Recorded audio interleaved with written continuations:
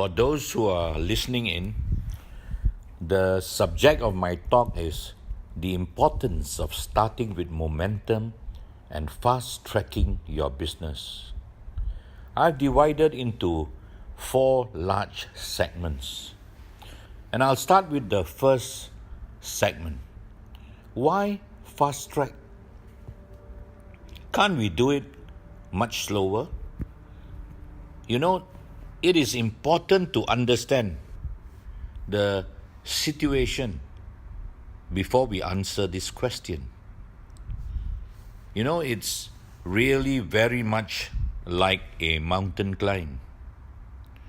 If you start a mountain climb very slowly, what happens is you will really be very discouraged. And then as you go on very slowly, you start to feel that it is a very difficult climb. And that falling back will bring discouragement. But if you move at a fairly fast pace, you see the distances, covered up. And it always brings encouragement. And that perhaps is very important for all of us by way of the lessons of the mountain climb. But the important thing to note here as we climb a mountain is that we must not go too fast. I've seen some who start out very well and go very fast, and they run out of steam very early. Now it's very interesting.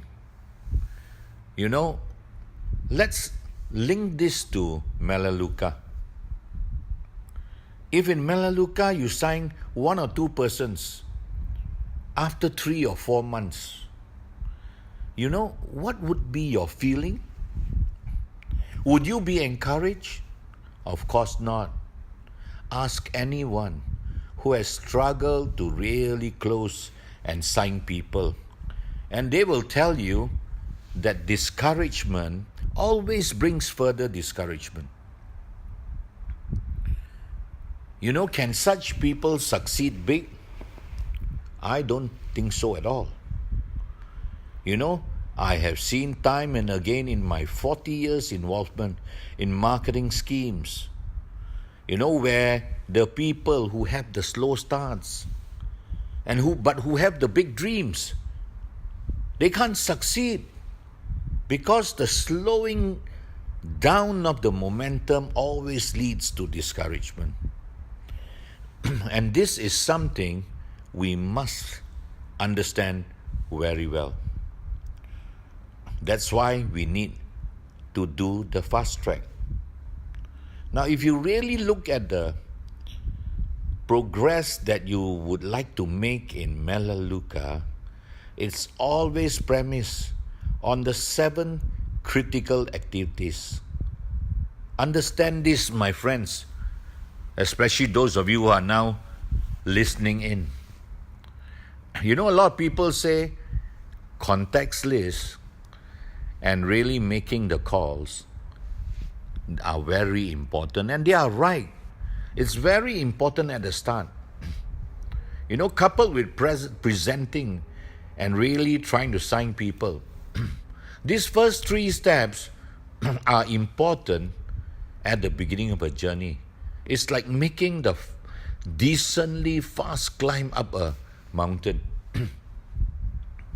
But I want to tell you that there are also other important steps. The next 3 steps, where it talks of the 48-hour follow-up, is extremely important. If you don't follow up, you will not be creating, the ambience, the situation, the position for really making the fantastic progress. So the fast track always is a very important step. And then as you go to the 48-hour follow-up and the 5th step of celebrating success, the 6th step of the fast track training is so important. I would like to encourage those of you who have not moved into the fast track training to really give it a try. What do you lose if you really gave it your commitment? Yes. So the first part of this segment, is to answer why fast track.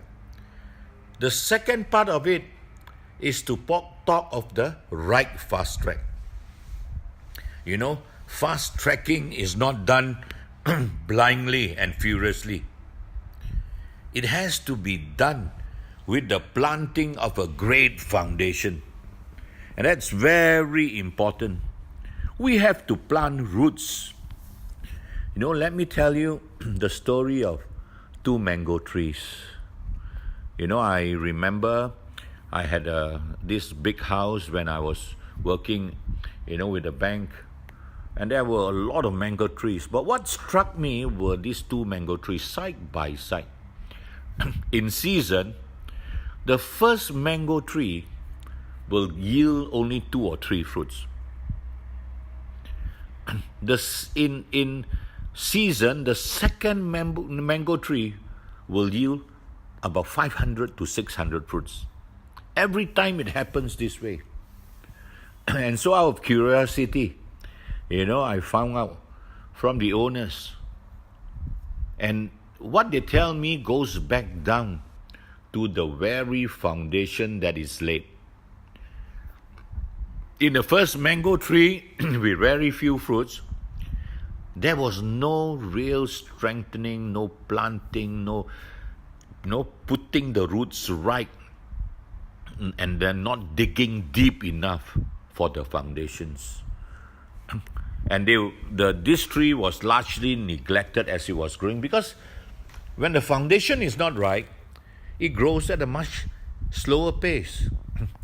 But in the second mango tree, which was really in a very nice position, the planters dug a really deep hole.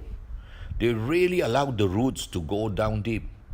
And then as it was growing, they nurtured it, they planted it well. They gave it inputs. They had the right ground and the right fertilizers. And this mango tree grew. And it grew to be a huge tree. Now it's the same in Melaleuca.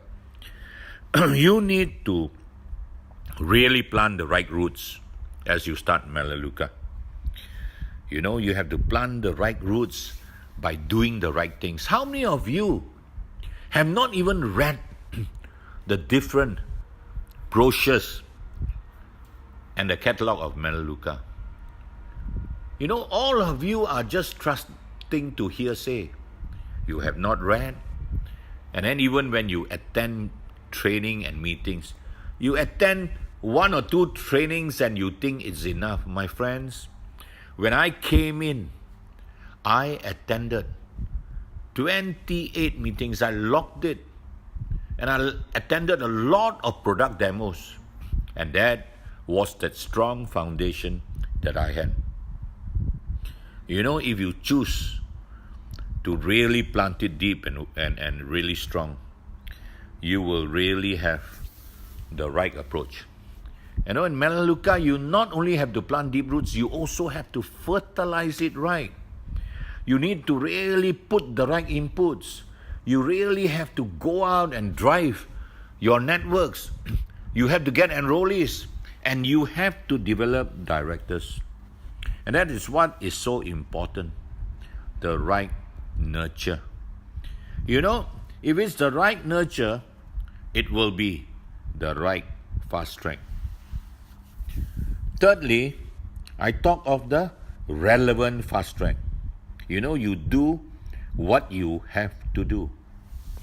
You don't stop and pause just because there are a few obstacles or roadblocks. I remember this story. I was going for a very important meeting with Japanese bankers.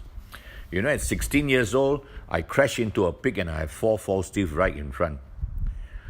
Just as I arrived at the meeting and I was late, my bosses would not be happy. I felt the urge to go to the washroom.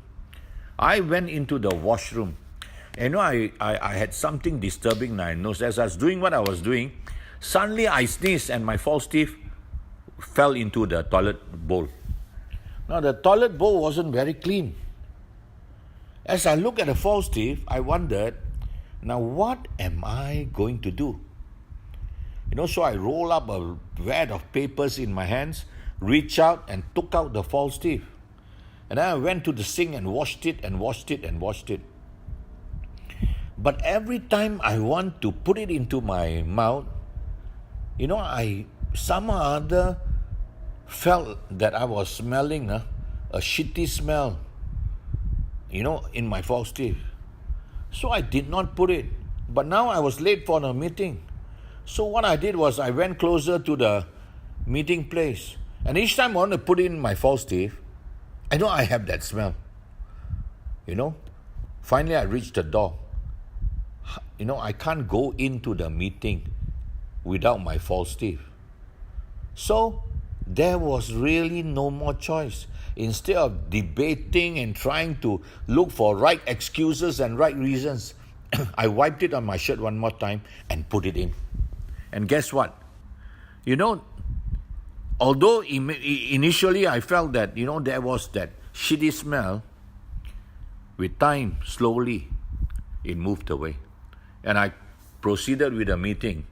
And I think I did pretty well at the meeting. In Melaleuca, it's just like that. Don't worry about the obstacles. Don't worry about the problems. Don't worry about the roadblocks. Don't worry about, people coming in and really throwing you off whatever you are doing. Don't worry about all these things. You want to succeed, you have to go through. You have to go through the dirt and the rubbish and the filth. And as you go past it, something will happen. You will suddenly get that confidence back again. And when you want to get results, don't worry about what the others have done. What they have done is not necessarily what you have to do. I'm reminded of this interview where my friend Baljit Singh was attending. There were 3 final interviewees, 2 Chinese guys from Singapore and Baljit Singh. So they were called in. The first Chinese guy went in after a whole series of questions which he answered very well. The interviewer asked him, but if I poke you in the eye, what will happen? If I poke you in the right eye, the Chinese guy says, I'll be blind in one eye. If I poke you in the other eye, blind in both eyes. The answer was right. So the interviewer says, you've done very well, you are chosen. And then he came out. He gave a tip to the 2 of them. He says, the final question, blind in one eye, blind in the other eye. So the second Chinese guy went in. He did very well with all the questions. And then as he ended, he was asked the same question. The interviewer asked him, what if I poke you in the right eye? He says, I'll be blind in one eye. What if I poke you in the other eye? He says, I'll be blind in both eyes. He says, good, you have answered it well, so you are employed. Now came Baljit Singh's turn. Baljit went in and he did excellent. His answers were all right. Finally, the interviewer says, I have one question. If you answer this question, you'll be chosen. And the interviewer changed the question. He says, what if I cut off one of your ears? Baljit Singh said, sir, if you cut off one of my ears, I'll be blind in one eye. The interviewer was quite startled and shocked. And then he asked, what if I cut off your other ear? Baljit answered, sir, if you cut off my other ear, I'll be blind in both eyes. The interviewer was puzzled. The interviewer told Baljit, he says, you did so well earlier. But now, you answered wrongly this last question. How can you be blind in both eyes if I cut off your right ear and then I cut off your left ear? He says, sorry, you have failed. Baljit says, sir, can you give me a chance to really explain? The interviewer thought, no problem. Okay, he says, you explain. He says, sir, if you cut off one of my ears, my turban will fall on one side. and I'll be blind in the right eye. If you cut off my left ear, my turban will fall and cover my eyes, and I'll be blind in both eyes. And the interviewer thought for a while. He says, wow. He says, that's good thinking. He says, that's fine. I will employ you too. You see, there's a very simple lesson here. All we want is to get results. So some of you, if you are moving, get results. So long as what you do get results, it doesn't matter. You arrive. Finally, I term this the beneficial fast track. You know, whatever we do, my friends, it is the team that is the key. You know, it's pointless, it's useless for us to be competent, for us to do very well by ourselves. The key is to move your people forward. And that's very powerful and very important.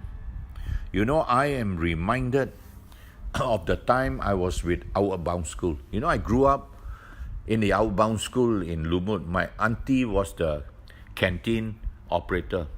And so I used to attend and watch them, you know, the participants. Finally, I, got a Hong Kong Bank scholarship.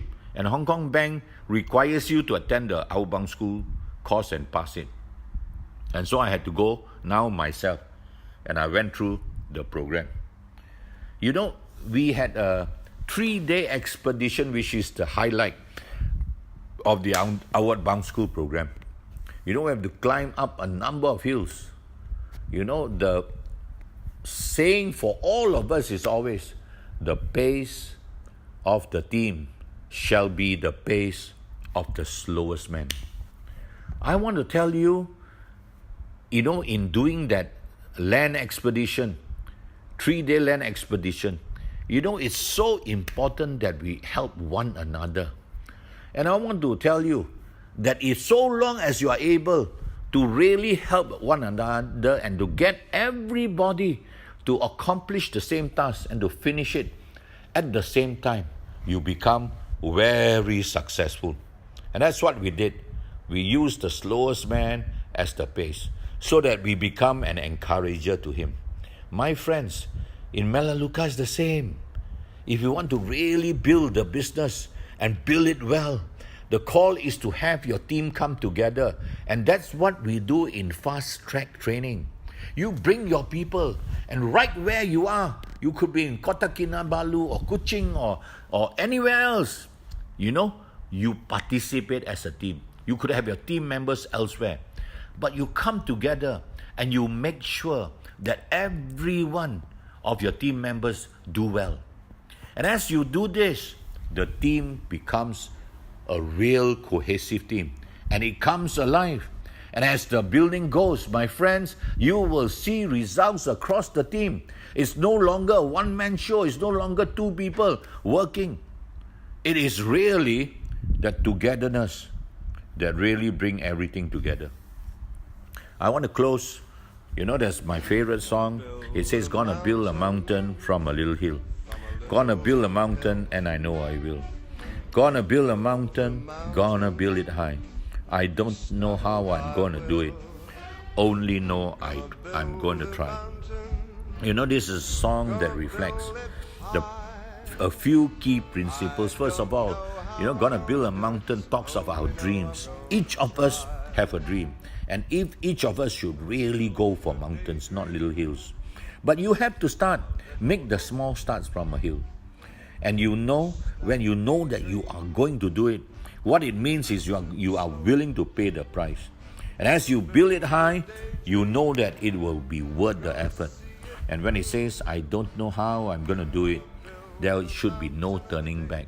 When you decide that there's no turning back, and you say, I only know I'm going to try, you will never give up on your dreams. So as I end this session, I really trust that you will build high mountains. And as you build high mountains, you will really be very successful in whatever you do. Thank you, my friends. I pray that you will build really high mountains.